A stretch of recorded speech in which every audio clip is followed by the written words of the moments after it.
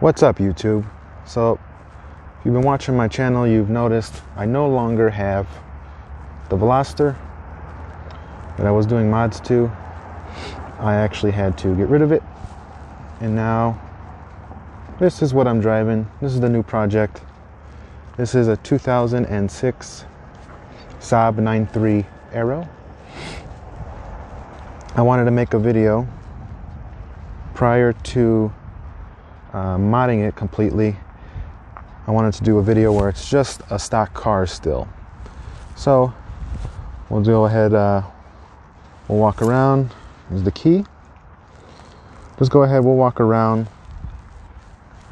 show the car off, and we'll go ahead and take it for a spin. And later on in the video, I'll also have we'll just drive around at night and show you guys the interior at night.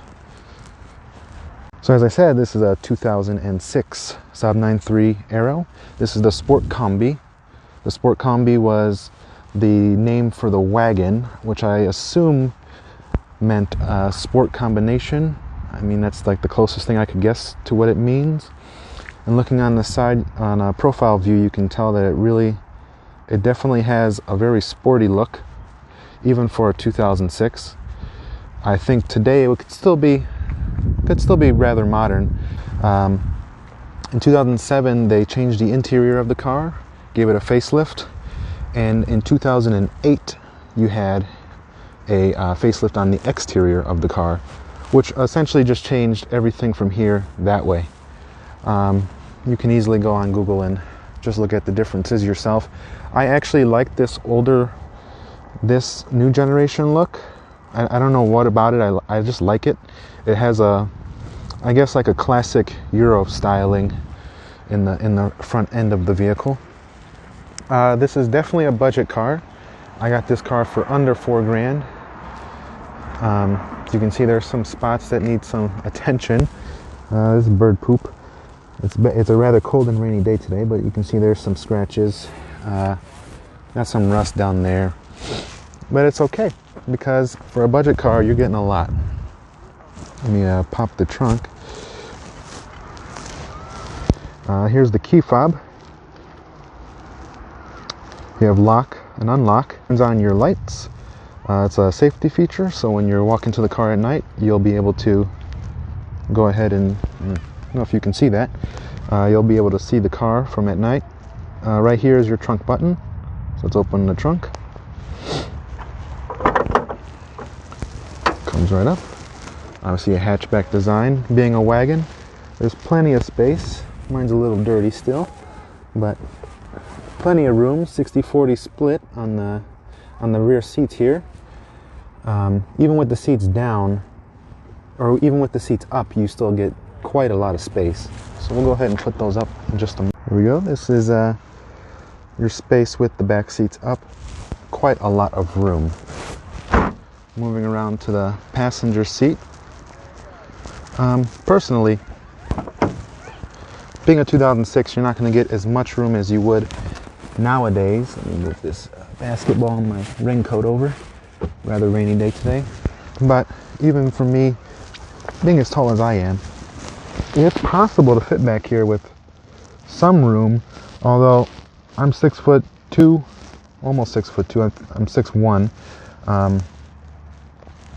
Yeah, there's not a lot of room for you if you're above 6 foot back here, and especially where my seat is, which is, both of these seats are actually all the way back.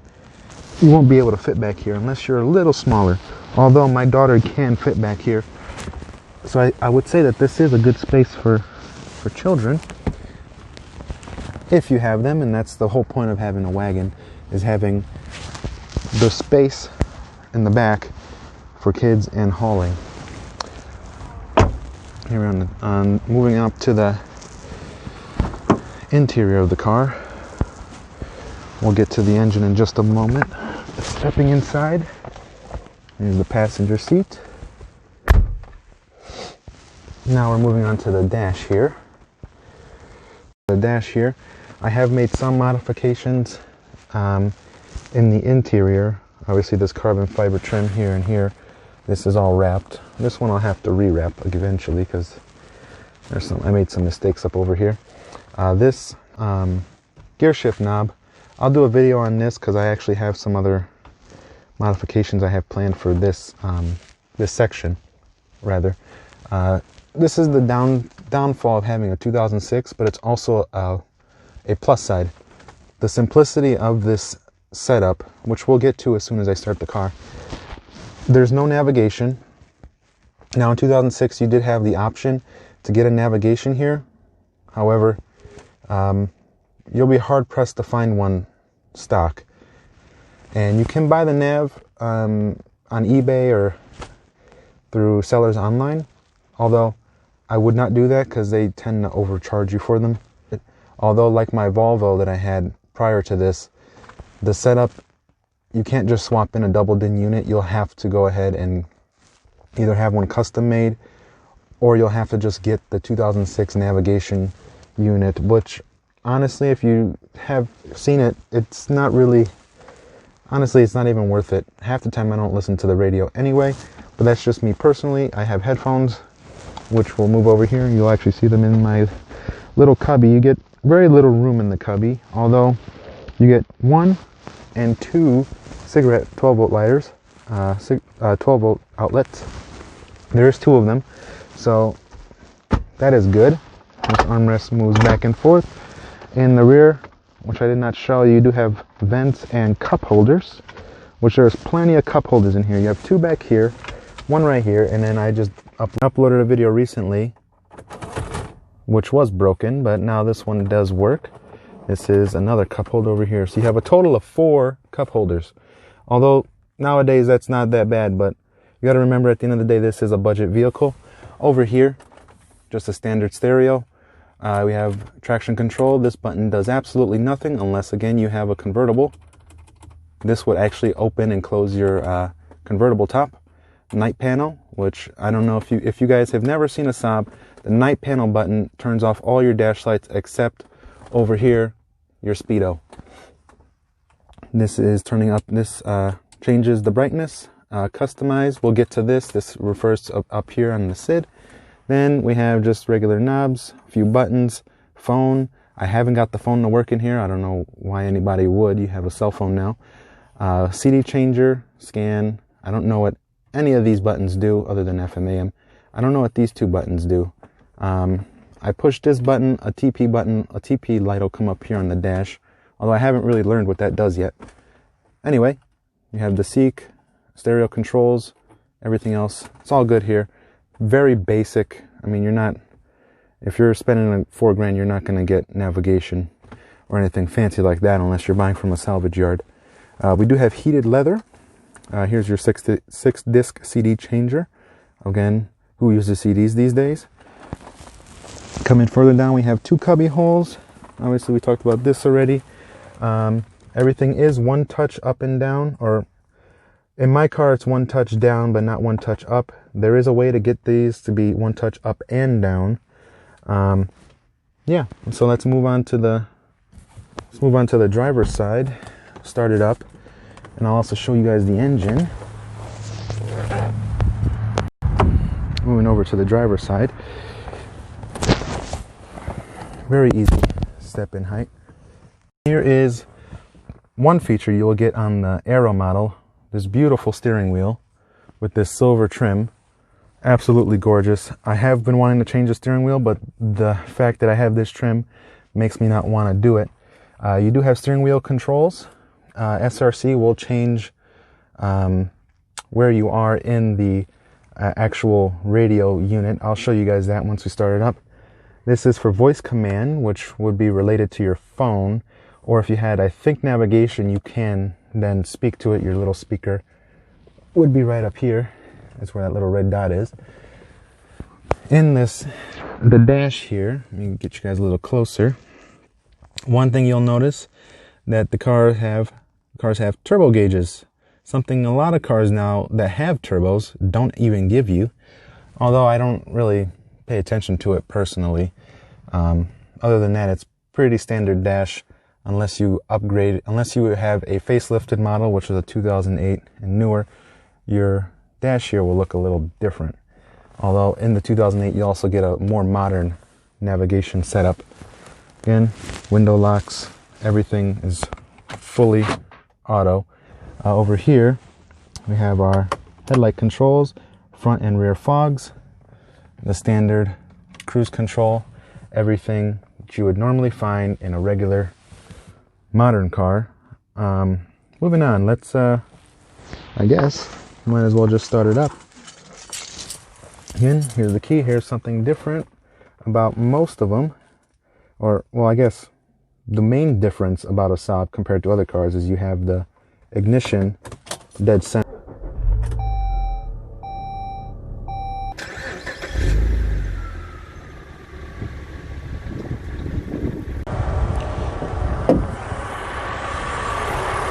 The main reason you get the Aero model is because you get a V6. This is Saab's 2.8 liter V6, 280 horsepower at 295 pound-feet of torque. Average fuel economy is 16 miles per gallon city, 26 on the highway, but I can tell you that the EPA estimations are completely wrong. Personally, I've been getting much closer to 27, 28 combined fuel economy. But none of that matters, because the best part about the car is the driving. So who cares about that? But that's enough about the specs. So let's buckle up and take it for a spin. One thing I don't like about the car is the fact that it does not automatically lock my doors. Although, I guess I was spoiled by having a much more modern vehicle. Driving the Saab 9.3 Aero. Now, having this car for about 2 months now, I'm kind of over the honeymoon phase, and it's starting to sink into me what the car is, what it can and cannot do. Now, being a budget car, I don't think you can get much, and that's its reliability. A lot of people say, if you were to go online right now and Google it, are Saabs reliable? You would find people saying that no, they're not reliable. Stay away from them. Don't buy it. You will be having an endless money pit of a vehicle, and you won't enjoy it. I can tell you that is a complete lie. So far, so reliability factors, I've only owned the car for 2 months, yes, but so far I've had very little issues when it comes to reliability that's out of the norm. There's no crazy things like the oil's not staying in the engine, I'm not leaking oil. I don't have the common issue with the coolant level, having coolant issues. There was a recall for that, in case you were wondering. Overall, the car has been great. It drives very smooth, even for a 14-year-old car, and having a bad shock, it still drives smooth, and it's still very quiet in here, regardless of the fact that I put roof racks on it, so it's a little more noisy in here than it should be, although it's still very good.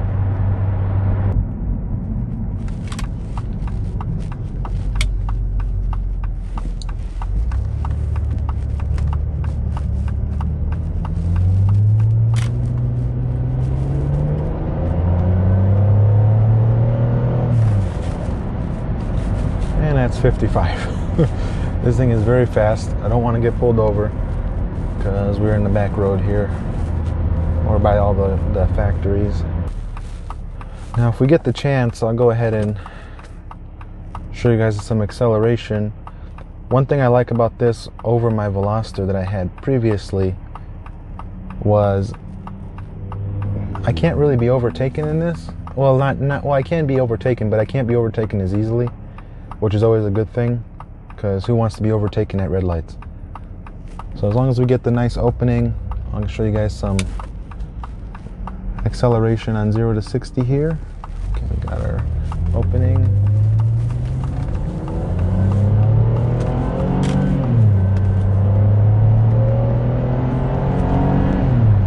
there's 60. Well, not a real 0 to 60 since I wasn't full throttle, but this is definitely a car that you don't want to underestimate if you pull up next to one. It's a very fun car to drive.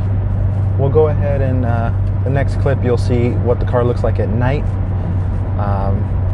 Very beautiful green in here.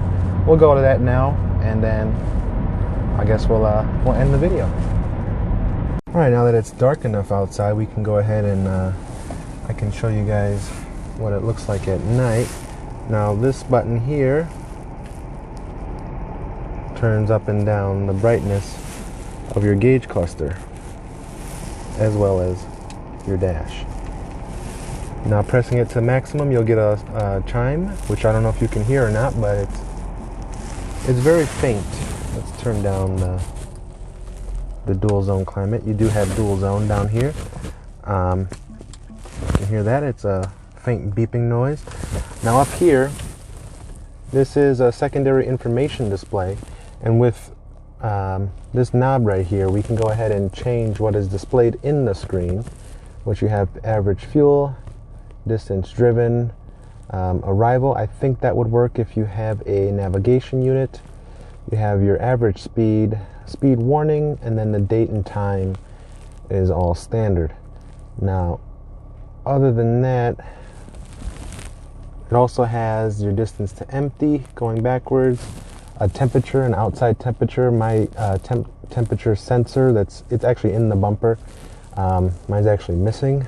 I do have a harness, which I will show you guys how to install once we get to that in a future video. Other than that, we have that over there. Now night panel, coming down over here, right here, night panel mode.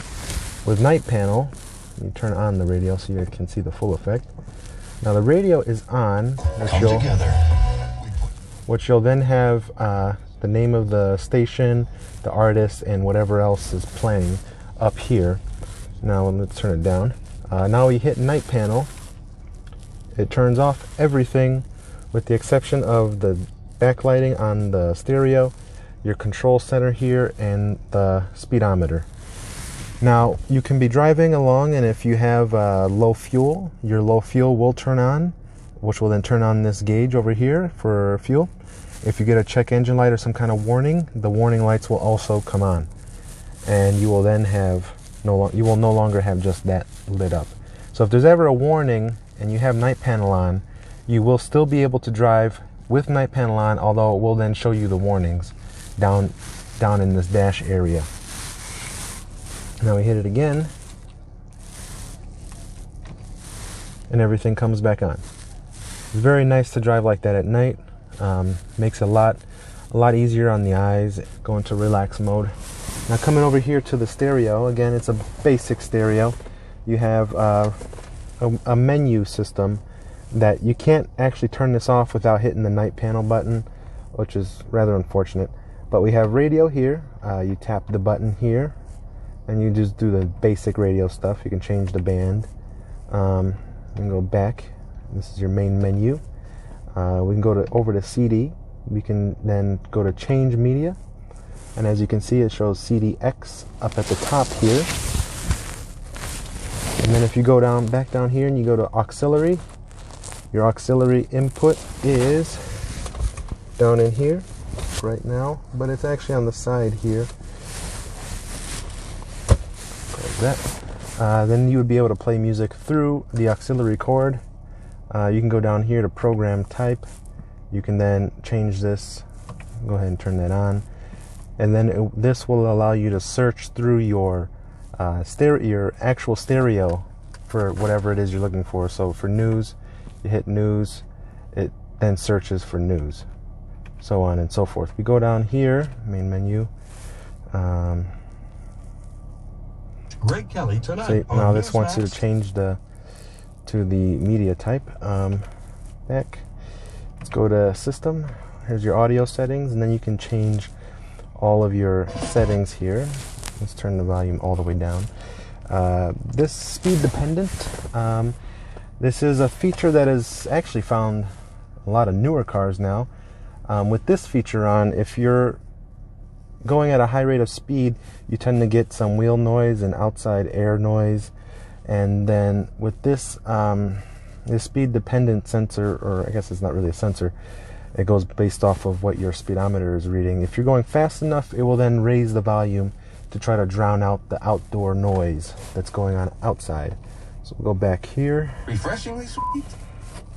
Max start volume. This is ridiculous. And there's all your alarms and volumes and stuff. So that's where you'll change all your audio settings, which is why that keeps going off. Phone doesn't work because I don't have the phone in the car. CD will then take you right to CD. This is obviously scan. I don't know what the AS button does because it doesn't change anything. And then when I hit TP, nothing shows up, just TP. So I don't.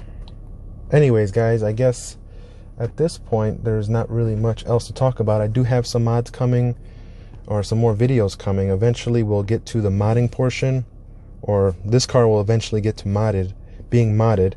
I just have to get a lot of the preliminary stuff done first, just the safety requirements for my personal sake, because the car is over 100,000 miles, and I want to make sure that the engine does not die on me after going stage 1 and eventually stage 2.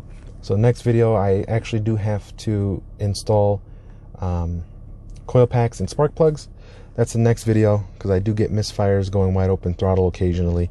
So we're going to take care of that, and then within a few months you guys will end up seeing, I'll do a more full in-depth review of how the car feels fully modded, and that'll be more of what you'll see with the power and how great the car is handling wise. But overall, my final thoughts, this car is definitely a car that I think you should not overlook.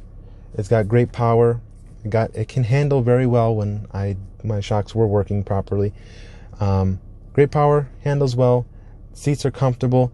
The only thing you got to get over is the fact that this car was made with GM when they were designing it. Saab did have a lot of input on the engine, but GM did come in and try to take over as in terms of the quality of the parts. Although Saab did make sure the fit and finish was very good, because everything here is very nice, with the exception of the plasticky bits that came from GM, which is all this is. Very plasticky. Not as bad as some other GM vehicles, but overall it's very good. Something that I don't think you should overlook is the Saab 9.3. Any of the turbo models, although I don't know reliability on the 4-cylinder model, the 2.0T or the 2.3T, which I think was the older generation before this facelifted one. And yep, I think final thoughts, good car, well worth the price point that it's at, and I think maybe you guys should not overlook it. If this helped you at all in any way, shape, or form, please leave a like, comment, subscribe. You can add me on Instagram. It'll be down below. It's at Joshua Ackerman. Yeah, have a good day. See ya.